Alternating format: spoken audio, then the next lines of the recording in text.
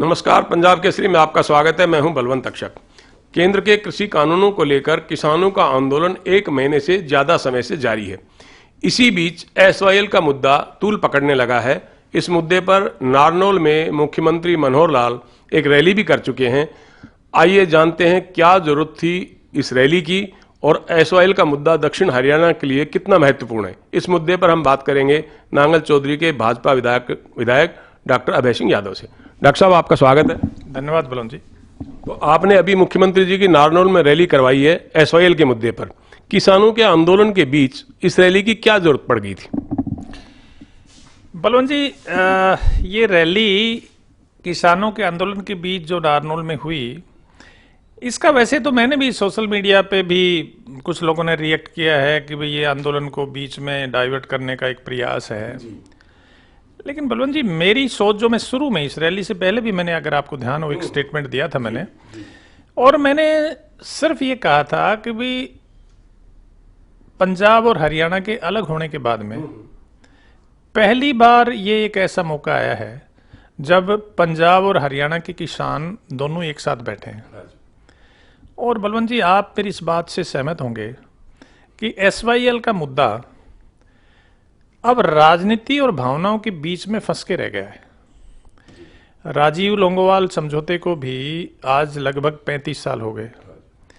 35 साल में 2-3 बार माननीय सुप्रीम कोर्ट ने फैसला दे दिया, सरकारों ने आपस में बैठने का भी प्रयास किया, लेकिन एक ऐसी स्थिति आ गई है कि कोई भी सरकार इस पे एक जो निर्धारित अब तक का जो स्टैंड है उससे आगे या पीछे खींचने के लिए तैयार नहीं है। मेरा मात्र जो एक प्रयास था, जो मेरी सोच थी, जो शुरुआत की, मेरा ये प्रयास था कि भी अगर दोनों राज्यों के किसान साथ बैठे हैं, भाईचारे में, सौहार्दपूर्ण माहौल में बैठे हैं, जिस मुद्दे के लिए बैठे हैं उसको 1 मिनट के लिए छोड़ दो अलग, तो वो बैठे हैं तो इस मुद्दे पे एक दूसरे से विचारों का आदान प्रदान कर सकते हैं, अपनी बातें, अपनी दिक्कतें दूसरे आदमी को समझा सकते हैं, और एक कम से कम एक विश्वास की भावना ऐसी पैदा की जा सकती है जिस पे आधारित एसवाईएल पर आगे चल के सार्थक बात हो सकती है। मेरा तो सिर्फ और सिर्फ यही था मतलब। डॉक्टर साहब, ये जो टिकरी बॉर्डर है और सिंधु बॉर्डर है, हम दोनों जगह गए और वहाँ किसानों से बात की कि एसवाईएल के मुद्दे पर नारनौल में एक रैली हुई है। मुख्यमंत्री जी ने कहा है कि हरियाणा के किसान भाइयों से पंजाब के किसान भाइयों पर दबाव डालना चाहिए कि एसवाईएल बन जाए। तो सुप्रीम कोर्ट का फैसला तो आ चुका है, इंप्लीमेंट करने में क्या दिक्कतें आ रही हैं? बलवंत जी, सुप्रीम कोर्ट का जो फैसला है वो उसने संवैधानिक जो मुद्दा था उस मुद्दे पर तो अपना फैसला दे दिया है, पर यदि एसवाईएल के मुद्दे पर एक आपसी समझ और सहमति बन जाए, आपसी सोच एक दूसरे की बदल जाए, तो उस पे इसको लागू करना ज्यादा आसान होगा। देखिए, आजकल जन भावना जो है एक बहुत बड़ी ताकत है, और कोई भी फैसला आप सिर्फ और सिर्फ ताकत के बल पर अगर उस फैसले को लागू करते हो तो उसमें कई तरह की दिक्कतें आती हैं। और अगर दोनों राज्यों के किसान इसमें आपसी समझ और सहमति बना लें तो इस फैसले को बड़े आराम से लागू किया जा सकता है। लेकिन किसान तो ये मानते हैं कि इस मौके पर एसवाईएल के नाम पर रैली करने का मकसद आंदोलन कर रहे हरियाणा और पंजाब के किसानों को आपस में बांटने की कोशिश है। नहीं बलवंत जी, ये ऐसी बात नहीं है। वो हो सकता है कुछ लोगों ने इसको इस तरह से ले लिया हो, ऐसी बात नहीं है बलवंत जी। इसमें आप जो इस नहर की आवश्यकता है ना, इस पे अगर आप देखो तो ये भी एक गलत धारणा है, गलत बात फैलाई जा रही है कि ये नहर सिर्फ दक्षिणी हरियाणा के लिए जरूरत है। आप आज अगर स्थिति देखो, आज हमारे पास पानी के 2 साधन है नहरी पानी के। एक भाखड़ा सिस्टम से पानी आता है, एक यमुना से पानी आता है। यमुना में बरसात की ऋतु में पानी की कमी नहीं है, काफी पानी होता है, दिल्ली में बाढ़ भी करता है। लेकिन अब जो खरीफ की फसल के लिए जो पानी है, जो जिसको अब इस वक्त वर्तमान जो मौसम चल रहा है, इसमें आप पता कर लो, इसका यमुना का डिस्चार्ज 2000 क्यूसिक से भी नीचे आ जाता है। पिछली बार तो एक बार तो मुझे बताया गया कि 1100 क्यूसिक पानी यमुना में है। तो रबी की फसल आपको पता है हरियाणा में मुख्य फसल होती है। जो भाखड़ा से पानी आता है सारी उस पर ही निर्भरता है अब इस फसल के लिए।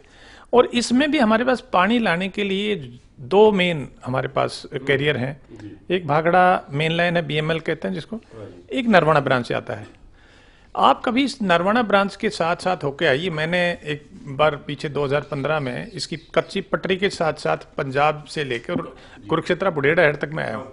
यहाँ मिट्टी के बैग भर भर के इसके बैंक में लगा रखे हैं और स्थिति ऐसी है कि ये 3900 या 4000 क्यूसिक पानी लाने के लिए है। अब इसमें 3000 क्यूसिक भी पानी नहीं चल रहा है और इसकी रिपेयर या इसकी रिहेबिलिटेशन तब तक नहीं हो सकती जब तक वैकल्पिक इसका पानी का दूसरा चैनल ना हो। वो हमारे पास है नहीं। तो SYL नहर का जो महत्व है वो केवल अतिरिक्त पानी लेने के अलावा वर्तमान जो व्यवस्था है पानी की उसको भी यथास्थिति रखने के लिए, उसको जारी रखने के लिए SYL का निर्माण अति आवश्यक है। इसलिए मैं तो बल्कि ये कहता हूं कि भी पानी के इशू से अलग करके SYL नहर के निर्माण का मुद्दे पर पहले फैसला लिया जाए। पानी के इशू पर अलग से जो भी संवैधानिक प्रक्रिया है, जो कानून और समझौतों की जो धाराएं हैं, उसके तहत अलग से बात कर ली जाए। अगर इसको फैसले को 2 स्टेजेस में लागू कर दिया जाए, मेरा अपना मत है, मैं कोई ये इसमें किसी उसका नहीं कह रहा। इसमें यह है कि पहले स्टेप पे, पहले स्तर पे अगर SYL नहर निर्माण का फैसला कर लिया जाए, जिससे हमारा जो वर्तमान व्यवस्था है उसको तो कम से कम सुचारू रूप से चालू रख सकते हैं। तो इसलिए ये सिर्फ दक्षिणी हरियाणा का मुद्दा नहीं है, सारे स्टेट का जो भाखड़ा से सिस्टम से पानी आता है उस पे SYL नहर का बनना अति महत्वपूर्ण है। नहीं तो ये किसी भी समय ये जो विशेषकर नरवाना ब्रांच है, ये भगवान ना करे ऐसी स्थिति आ जाए, ये नहर कोलैप्स कर जाएगी और हमारे पास कोई विकल्प नहीं बचेगा। तो डॉक्टर साहब देखिए, चौटाला साहब के राज में सुप्रीम कोर्ट ने SYL के निर्माण का फैसला दे दिया था और पंजाब सरकार ने जो एक तरफा नदी जल समझौते रद्द कर दिए थे वो असंवैधानिक ठहराया जा चुका है आपके राज में। और मुख्यमंत्री मनोहर लाल जी कहते भी कि हमने बड़े प्रयास करके और वो फैसला करवाया है। सुप्रीम कोर्ट भी ये चाहता है कि आपसी सहमति से कोई फैसला हो जाए। केंद्र सरकार भी ये चाहती है कि पंजाब हरियाणा मिल बैठ के कोई फैसला कर लें। लेकिन जब बैठक हुई है, पंजाब के मुख्यमंत्री कैप्टन अमरिंदर सिंह ने यही कहा है हमारे पास हरियाणा को देने के लिए फालतू पानी नहीं है, और मुख्यमंत्री ये कहते हैं कि ये हरियाणा का हक है और हम अपना हक मांग रहे हैं। तो जब दोनों मुख्यमंत्री सहमत नहीं है तो क्या हाल है इस नहर को निर्माण के लिए? मैं कह रहा हूं जी, हक की बात तो दोनों राज्य अपनी करते हैं और करनी भी चाहिए। मैं हक की बात के बारे में कोई टिप्पणी नहीं करता। मैं कहता हूं कि नहर का निर्माण तो पहले करने का फैसला दोनों राज्यों को कर लेना चाहिए। पानी तो जितना लेना है या देना है वो दोनों में सहमति से होगा और वो एक निर्धारित मापदंड के पे तय होगा। पर प्रथम दृष्टि में, प्रथम स्टेज पे मेरा तो इतना कहना है कि SYL नहर को बनने देना चाहिए और उसमें नहर को बनने देने में ना पंजाब के किसानों का कोई नुकसान है, ना हरियाणा के किसानों का कोई नुकसान है। नहर की जमीन एक्वायर्ड है, नहर काफी एक बहुत बड़े भाग में नहर बनी हुई है, थोड़ा काम रह रहा है नहर को पूरा करके नहर को चालू करवा दें। और मैं कहता हूँ नहर अगर बन जाए, अब ये आपके हरीके डैम से जो ये हेडवर्क्स है हरीके पत्तन में, उससे पाकिस्तान को पानी जा रहा है। भाई हम पाकिस्तान से तो दूर नहीं, हम तो भाई हैं आपस में। तो जो पानी पाकिस्तान को जा रहा है वो पानी तो हमें मिल जाए, उसको लाने का एक रास्ता तो हो जाए। बाकी पानी के विषय में बैठ के बात की जा सकती है। मैं समझता हूँ बलवंत जी, इसमें ना सिर्फ दोनों ही स्टेट्स के जो सरकारें हैं वो लोगों की भावनाओं से के दबाव में है। और मेरा अपना मानना है कि ये एक ऐसा मौका है जब दोनों राज्यों के किसान एक साथ बैठे हैं, ये अगर आपस में समझ बनाएं तो दोनों राज्य सरकारों पर से भी दबाव कम होता है और दोनों संगठन, किसान संगठन अगर दोनों बैठ के कोई इसका रास्ता, नहर बनाने का रास्ता निकाल लें, तो मैं समझता हूं कि राज्य सरकारें भी उस पर अपनी सहमति दे देंगी। डॉक्टर साहब, हमने तो ये देखा है जब विधानसभा चुनाव आते हैं तब SYL का मुद्दा तूल पकड़ता है। इस बार किसान आंदोलन शुरू हो गया तो SYL का मुद्दा आ गया। ये पहले वोट बैंक की राजनीति के तहत SYL का मुद्दा उठता था और अब आप देख रहे हैं कि इस पर राजनीति ज़्यादा हो रही है, क्योंकि हम ये मानते हैं कि फैसला जब सुप्रीम कोर्ट का आ गया, दोनों राज्यों के मुख्यमंत्री बैठ के किसी सहमति नहीं बना पाए, तो केंद्र सरकार को कोई कदम तो उठाना ही चाहिए इसमें। नहीं, ये ठीक है कि नहर तो केंद्र सरकार को बनवानी चाहिए, बात हम भी कह रहे हैं।